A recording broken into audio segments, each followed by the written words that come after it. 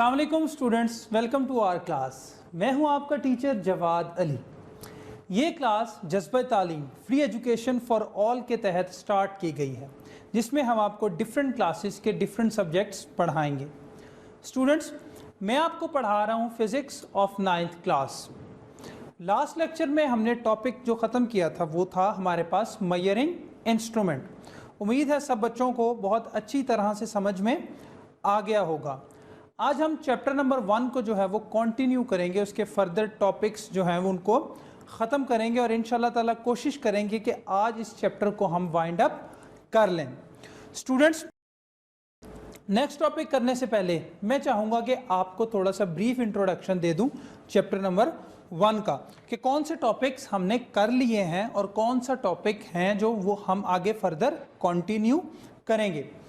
Students, ये contents हैं हमारे पास। फर्स्ट टॉपिक जो हमने किया था that is introduction to physics. Physics का तारुफ, जो फिज़िक्स हम सब्जेक्ट पढ़ रहे हैं ये बेसिकली है क्या, इसकी बेस को हमने देखा था। नेक्स्ट हमारा था फिज़िकल क्वांटिटीज़, कि फ़िज़िकल क्वांटिटीज़ क्या होती हैं, इसको हम रोज़मर्रा ज़िंदगी में क्या इस्तेमाल है और इसके लिए हमें क्या इक़दामात करने पड़ते हैं। नेक्स्ट था international system of units. Physical quantities को मेजर करने के लिए जो यूनिट्स स्टैंडर्ड बनाए गए उनसे रिलेटेड जो हमने स्टडी की थी that is international system of units, और इनको हम SI यूनिट्स भी कहते हैं। नेक्स्ट था प्रीफिक्सेस, कि अगर हमने किसी टर्म को यूनिट से पहले हम एक टर्म ऐड करते थे किसी बड़ी क्वांटिटी को एक शॉर्ट फॉर्म में लिखने के लिए, वो गीगा, मिली और इस टाइप की किलो वगैरह जो थी वो हमने पढ़ा था प्रीफिक्सेस के टॉपिक में। उससे नेक्स्ट टॉपिक था हमारा साइंटिफिक नोटेशन। ऐसी क्वांटिटीज़ जो बहुत ज़्यादा बड़ी होती थी, लॉन्ग होती थी, उनको शॉर्ट टर्म में लिखना सम पावर ऑफ 10 में, वो हमने इस्तेमाल किया था साइंटिफिक नोटेशन में। और लास्ट टॉपिक जो अभी मैंने आपको बताया है जो हमने किया था दैट इज़ मेजरिंग इंस्ट्रूमेंट, कि अगर हमने फिज़िकल क्वांटिटीज़ की मेजरमेंट करनी है, लेंथ, टाइम एक्सेट्रा, ये जो प्रॉपर्टीज़ उसकी हमने पढ़ने के लिए हमें मेजरमेंट्स करनी पड़ती हैं, वो था मेजरिंग इंस्ट्रूमेंट्स। जो हमारा लास्ट टॉपिक रह गया है इस चैप्टर का, उसका नाम है सिग्निफिकेंट फिगर्स। इस टॉपिक को करने के बाद हमारा ये चैप्टर जो है वो एंड हो जाएगा। तो आइए स्टार्ट करते हैं कि सिग्निफिकेंट फिगर्स होते क्या हैं। सिग्निफिकेंट फिगर्स, स्टूडेंट्स, जब हम किसी चीज़ की लेंथ, टाइम और एक्सेट्रा उसका मैस मेजर करते हैं तो हमारे पास जो न्यूमेरिकल वैल्यू उसकी आती है उसमें कौन से डिजिट्स हमारे पास सिग्निफिकेंट होते हैं, ज़रूरी होते हैं, अहम होते हैं। मतलब कि हमने जो मेजरमेंट की है उसमें से कोई ऐसा डिजिट तो नहीं जिससे कोई दूसरा मुत्तफिक ना हो, सारे के सारे सिग्निफिकेंट हैं, ज़रूरी हैं या नहीं है। तो ये बात हमने इस टॉपिक में देखनी है।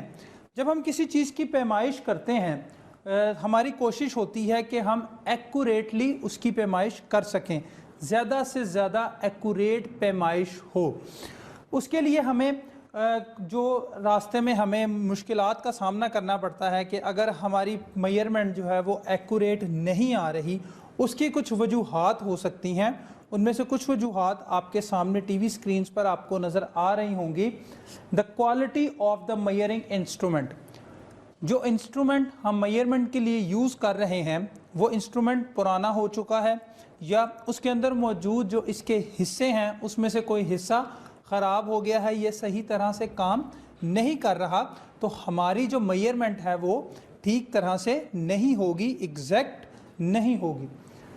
सेकेंड है the skill of the observer, जो इंसान उस मेजरमेंट को कर रहा है उसको अभी उतना उस पर अबूर हासिल नहीं है, तो उसकी मेजरमेंट जो है वो एक्यूरेट नहीं आएगी। कुछ इंस्ट्रूमेंट बहुत डिफ़िकल्ट होते हैं उनको इस्तेमाल करना, उसके लिए एक एक्सपीरियंस चाहिए होता है। एक न्यू बंदा जो जब उनको इस्तेमाल करेगा तो वो कभी भी एग्जैक्ट मेजरमेंट नहीं कर सकता, तो इसीलिए हमारी रीडिंग एक्यूरेट नहीं आती, क्योंकि ये स्किल ऑफ द ऑब्जर्वर की महारत पे जो एक्सपेरिमेंट कर रहा है उस पर भी डिपेंड करती है। और लास्ट जो बात डिपेंडेंट है वो है the number of observations made.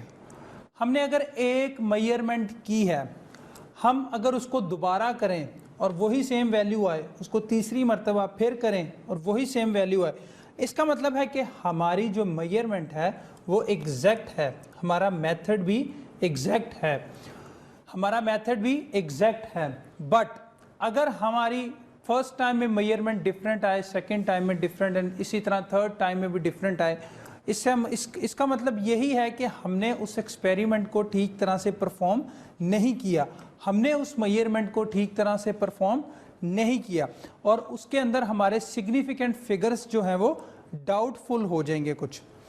इसकी एग्जांपल मैं आपको ऐसे देना चाहूँगा। फॉर एग्जांपल एक स्टूडेंट है जी, उसने एक लेंथ मेजर की है एक बुक की, कितनी 18 सेंटीमीटर, और ये जो लेंथ उसने मेजर की है वो उसने मेजरिंग टेप को यूज़ करते हुए 18 सेंटीमीटर एक बुक की लेंथ को मेजर किया है। अब 18 सेंटीमीटर हमारी वैल्यू है, ये 18 सेंटीमीटर सिग्निफिकेंट फिगर्स हैं। अब the number of significant figures measured values are 2। जो इस 18 सेंटीमीटर हमारे पास इसमें सिग्निफिकेंट फिगर्स हैं वो दो हैं, एक 1 है और एक 8 है।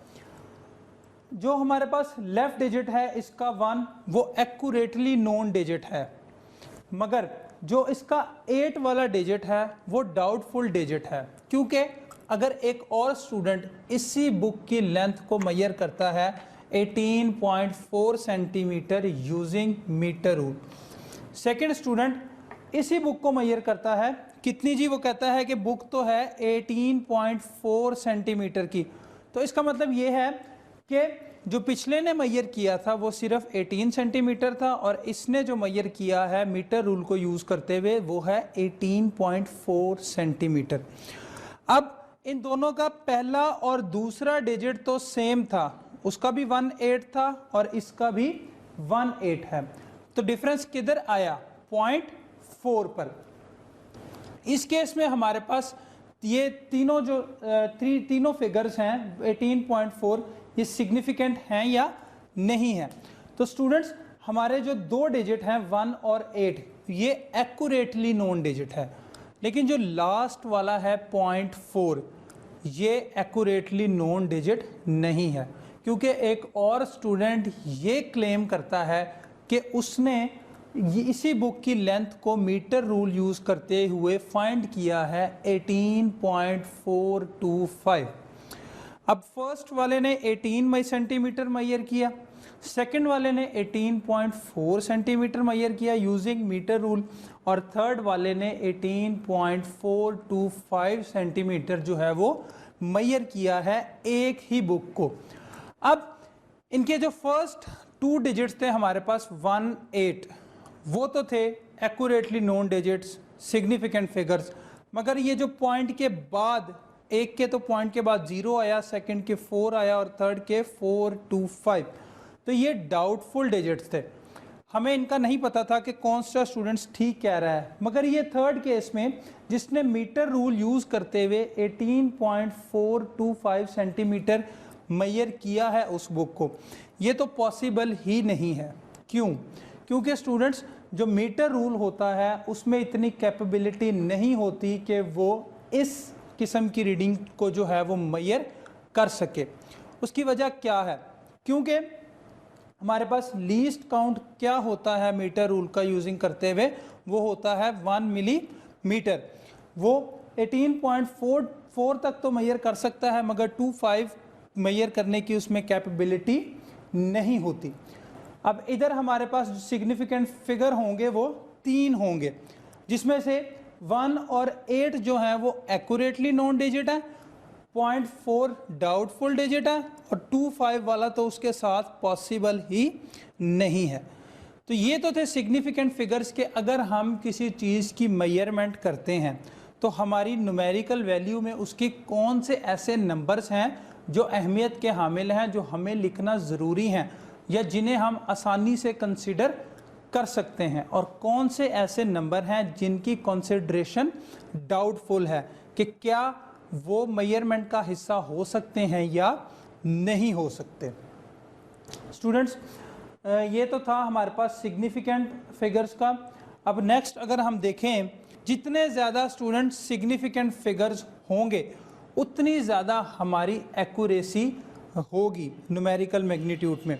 जितने ज़्यादा हम सिग्निफिकेंट फिगर्स का इजाफा होता जाएगा उतना हमें एक्यूरेटली उस चीज़ की मेजरमेंट जो है वो हमारे पास आती जाएगी।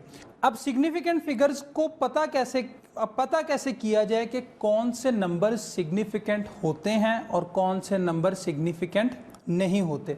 इस चीज़ के कुछ रूल्स हैं हमारे पास जो आपको टीवी स्क्रीन्स पर नज़र आ रहे होंगे। इसमें नंबर 1 है, देखें, non zero digits are always significant. ऐसे नंबर्स जो नॉन ज़ीरो हैं, जैसे 1 2 1 से लेकर आगे जितने भी नंबर्स हैं वो नॉन ज़ीरो होते हैं, जो ज़ीरो ना हो, ऐसे नंबर्स हमेशा सिग्निफिकेंट होते हैं। उनको हमें लाजमी अपनी न्यूमेरिकल वैल्यू में काउंट करना होता है। Second, zeros between 2 significant figures are also significant.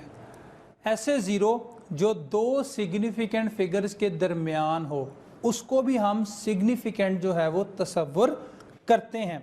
जैसे 1 0 1, अब 1 और 1 के बिटवीन ज़ीरो आ गया, ये 2 सिग्निफिकेंट फिगर्स के बिटवीन आया है ज़ीरो, तो ये एक सिग्निफिकेंट ज़ीरो होगा, सिग्निफिकेंट फिगर लाजमी होगा।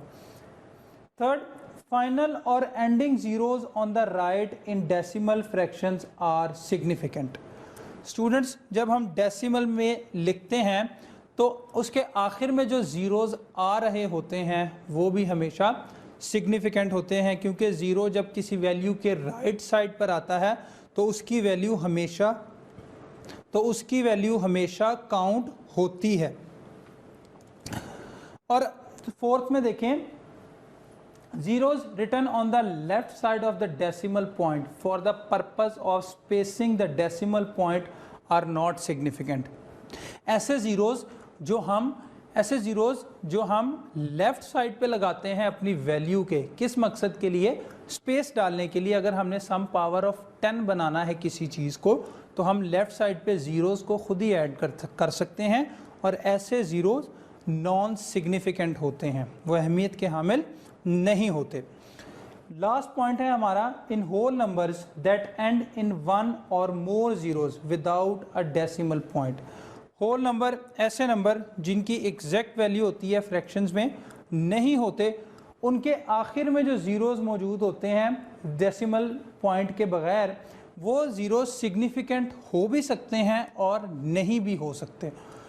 उसकी वजह यह स्टूडेंट्स के उन ज़ीरोज़ को हम जो है अपनी साइंटिफिक नोटेशन से सम पावर ऑफ 10 भी बना सकते हैं और वो पोजीशन वैल्यू के लिए भी यूज़ हो सकते हैं। तो इस तरह जो आखिर में ज़ीरोज़ आते हैं किसी न्यूमेरिकल वैल्यू के, वो सिग्निफिकेंट हो भी सकते हैं और नहीं भी हो सकते। उसको हम साइंटिफिक नोटेशन बना लें या पोजीशन वैल्यू के लिए हम उसको उधर ही लिखा रहने दें, तो ये इस बात पे डिपेंड करता है। नेक्स्ट हमारे पास कुछ एग्जांपल्स हैं साइंटिफिक नोटेशंस की, जिसमें आपको नज़र आ रहा होगा ये हमारे पास 3 वैल्यूज़ हैं, 100.8 सेकेंड्स, 0.00580 किलोमीटर, 210.0 ग्राम। अब वो पूछ रहा है कि क्या इनमें कितने सिग्निफिकेंट फिगर्स मौजूद हैं। अब इसमें कितने, फर्स्ट हम अपना देखते हैं ए वाले का सॉल्यूशन। स्टूडेंट्स, इसमें देखें हमारे पास सबसे पहले तो जितने नॉन ज़ीरो हैं वो सारे सिग्निफिकेंट होंगे। नॉन ज़ीरो एक 1 है और एक 8 है। अब आपको नज़र आ रहा होगा जो ज़ीरो इसमें मौजूद हैं वो 1 और 8 के दरमियान में मौजूद हैं। इसका मतलब ये है कि इस वक्त ज़ीरोज़ 2 सिग्निफिकेंट फिगर्स के दरमियान में मौजूद हैं, और जब ज़ीरोज़ 2 सिग्निफिकेंट फिगर्स के दरमियान में मौजूद हों तो वो भी सिग्निफिकेंट होते हैं। तो 1 और 8 सिग्निफिकेंट और उसके दरमियान में मौजूद दोनों ज़ीरो भी सिग्निफिकेंट। तो हमारे पास टोटल सिग्निफिकेंट फिगर्स इसमें हो गए 4। अगर हम इसको साइंटिफिक नोटेशन की स्टैंडर्ड फॉर्म में लिखना चाहें तो मैं इस पॉइंट को शिफ्ट करूंगा टूवर्ड्स द लेफ्ट, क्योंकि फर्स्ट नंबर के बाद पॉइंट आता है स्टैंडर्ड साइंटिफिक नोटेशन में। तो मैंने पॉइंट लगाया 1 के बाद 1 पॉइंट, मैंने कितने डिजिट पॉइंट को शिफ्ट किया टूवर्ड्स लेफ्ट, 1 and 2, और मल्टीप्लाई इसको मैंने बना दिया 10 की पावर 2। इसी तरह अगर हम अपना पार्ट बी देखें, आपको पार्ट बी नज़र आ रहा होगा, वो है 0.00580 किलोमीटर। स्टूडेंट्स हमारे पास ये जो इसके सिग्निफिकेंट फिगर्स जो लेफ़्ट पे इसके ज़ीरो लिखे हुए हैं, ये लेफ़्ट पे आपको नज़र आ रहा होगा, ये हमेशा नॉन सिग्निफिकेंट होते हैं, ये अहमियत के हामिल नहीं होते, ये स्पेसिंग के लिए लगाए जाते हैं, जिसकी वजह से ये 3 ज़ीरो तो हमारे नॉन सिग्निफिकेंट हो गए। बाकी हमारे पास जो राइट पे ज़ीरो लिखा हुआ है वो हमेशा इधर सिग्निफिकेंट होगा। अब हम सिग्निफिकेंट फिगर्स काउंट कर लेते हैं। लेफ़्ट वाले ज़ीरो हमने ख़त्म कर देने हैं, आगे 1, 2 and 3। तो इसके अंदर मौजूद हैं 3 सिग्निफिकेंट फिगर्स।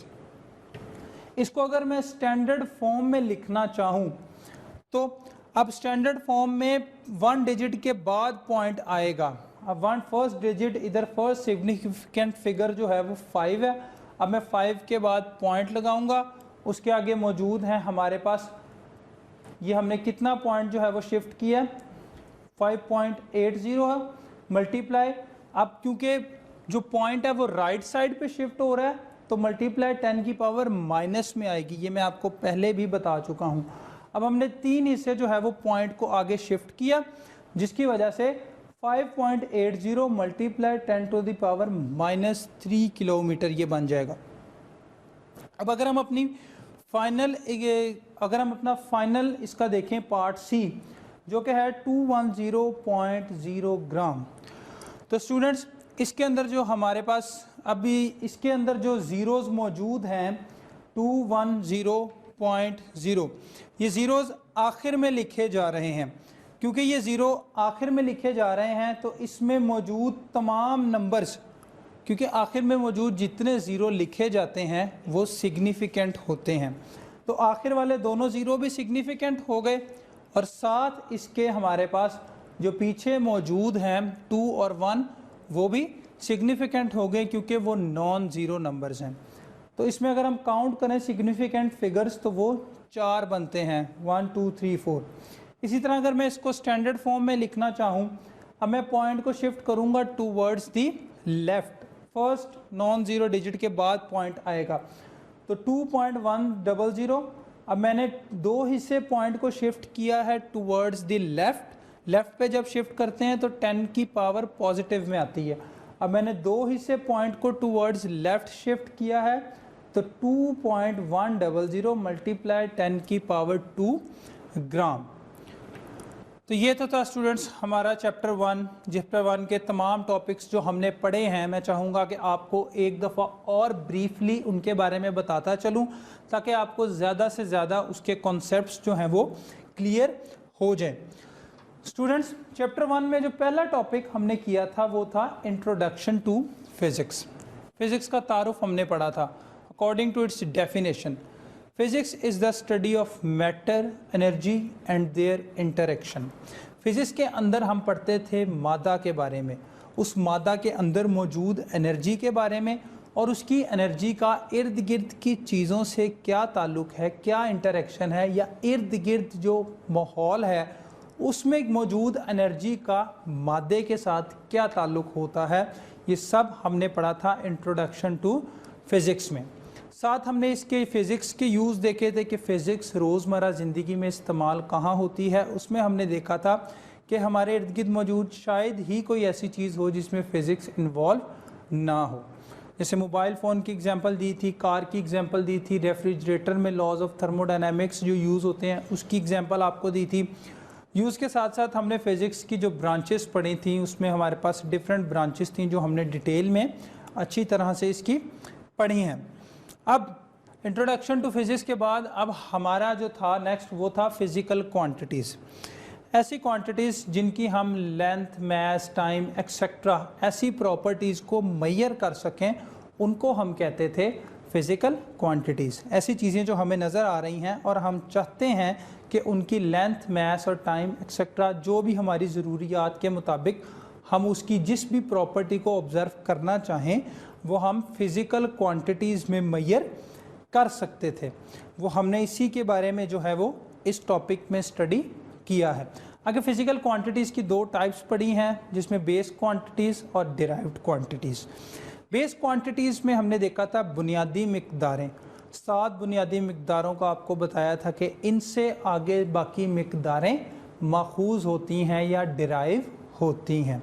तो बेस क्वांटिटी ऐसी क्वांटिटीज़ जिनसे आगे डिराइव्ड क्वांटिटीज़ बनाई जाएं उनको हम कहते थे बेस क्वांटिटीज़। और सेकंड इसकी जो टाइप थी वो थी डिराइव्ड क्वांटिटीज़। डिराइव्ड क्वांटिटीज़ ऐसी क्वांटिटीज़ जो बेस क्वांटिटीज़ से बनती थी और डिराइव्ड क्वांटिटीज़ की हमारे पास कोई ख़ास नंबर नहीं है, ये लातादाद मौजूद हैं। फिज़िकल क्वांटिटीज़ के बाद हमने किया था international system of units. Students, international system of units में हमने पढ़ा था कि मेजरिंग काउंटिंग नहीं होती, उसको हम काउंट नहीं कर सकते। अगर हमने कोई चीज़ परचेज़ करनी है तो उसके लिए हमारे पास उसका एक कोई ना कोई स्टैंडर्ड मौजूद होना चाहिए कि ये वेट है 1 किलोग्राम, इसके लिहाज से हम चीज़ें परचेज़ करें या फ़रोख्त करें। इसी तरह जब मुल्कों की आपस में साइंटिफिक इंफॉर्मेशन एक्सचेंज होनी होती थी तो ये डिफ़िकल्टी सामने आती थी। कुछ मुल्कों के अपने स्टैंडर्ड्स थे, तो एक कॉन्फ्रेंस मुनक्किद की गई थी जिसमें फ़ैसला किया गया था कि पूरी दुनिया में जो यूनिट्स हैं, स्टैंडर्ड यूनिट्स हैं, वो सेम ही होंगे और उसको हम कहते हैं इंटरनेशनल सिस्टम ऑफ यूनिट्स या SI यूनिट्स।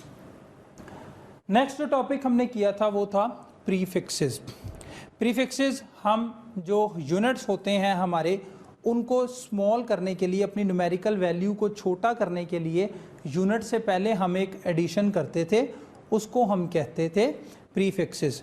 इसमें हम सम पावर ऑफ 10 में लिखते थे, वो 10 की उतनी पावर बनाते थे जितनी हमारी टेबल के अंदर उसका प्रीफिक्स जो है वो मौजूद हो। इस तरह हम अपनी न्यूमेरिकल वैल्यू को शॉर्ट कर लेते थे। नेक्स्ट है साइंटिफिक नोटेशन। इसमें भी ऐसी क्वांटिटीज़ जो बहुत ज़्यादा बड़ी हैं या बहुत ज़्यादा छोटी हैं और उनको लिखना जो है वो मुश्किल होता है, क्योंकि उसमें बहुत ज़्यादा नंबर्स मौजूद हों, न्यूमेरिकल वैल्यू बहुत ज़्यादा लॉन्ग हो, उसको सम पावर ऑफ 10 में लिखते थे हम यूजिंग कि अगर हमने स्टैंडर्ड फॉर्म बनानी है तो फर्स्ट के बाद हम पॉइंट लगाते थे, उसके आगे जितने ज़ीरोज़ मौजूद होते थे उसको हम सम पावर ऑफ 10 बनाते थे। और इस टॉपिक में हमने साइंटिफिक नोटेशन बनानी सीखी और किस तरह से हम उसको रोज़मर्रा ज़िंदगी के वैल्यूज़ में इस्तेमाल कर सकते हैं, ये हमने सीखा। नेक्स्ट था हमारा मेजरिंग इंस्ट्रूमेंट्स। मेजरिंग इंस्ट्रूमेंट्स जिनको ऐसे इंस्ट्रूमेंट्स जो ज़रूरी होते हैं, हमें चाहिए होते हैं चीज़ों की मेजरमेंट्स करने के लिए, फ़िज़िकल क्वांटिटीज़ की मेजरमेंट्स करने के लिए। लेंथ, मैस, टाइम, जैसे फॉर एग्जांपल लेंथ मेजर करने के लिए हमने पढ़ा है metre rule, measuring tape etcetera. इसी तरह मैस मेजरिंग इंस्ट्रूमेंट पढ़े हैं जिसमें physical balance, lever balance etcetera. इसी तरह हमने वर्नियर कैलिपर, स्क्रू गेज, इसी तरह टाइम मेजर करने के लिए स्टॉप वॉच, जिसमें मैकेनिकल स्टॉप वॉच और डिजिटल स्टॉप वॉचेस जो है वो हमने उसमें पढ़ा है। इन इंस्ट्रूमेंट्स को इस्तेमाल कैसे करते हैं और इनको इस्तेमाल करते वक्त कौन सी एहतियाती तदाबीर हमें इख्तियार करनी चाहिए, ये सब कुछ आपने डिटेल में इस टॉपिक के अंदर पढ़ा है। और लास्ट हमारा जो टॉपिक सिग्निफिकेंट फिगर्स, कि हम अगर किसी चीज़ की मेजरमेंट करते हैं, मेजरमेंट करने के बाद जो हमारे पास वैल्यू आती है उसके कौन से नंबर्स अहमियत के हामिल हैं और कौन से ऐसे नंबर हैं जो डाउटफुल हैं। तो ये अभी हमने इस टॉपिक को पढ़ा है, इसकी मैंने आपको एग्जांपल्स भी दी हैं, इसके रूल्स बताए हैं कि सिग्निफिकेंट फिगर्स का पता करने के लिए कौन से रूल्स को जो है वो जहन में रखना चाहिए। तो ये तो था हमारा चैप्टर नंबर 1। उम्मीद है स्टूडेंट्स आपको समझ आ गया होगा। हमें फीडबैक ज़रूर देते रहिएगा। अपने टीचर जवाद अली को इजाज़त दीजिए, दुआओं में याद रखिएगा और दिल लगाकर पढ़ते रहिएगा, मेहनत करते रहिएगा ताकि आप कामयाबी की मंजिल को छू सकें। अल्लाह हाफ़िज़।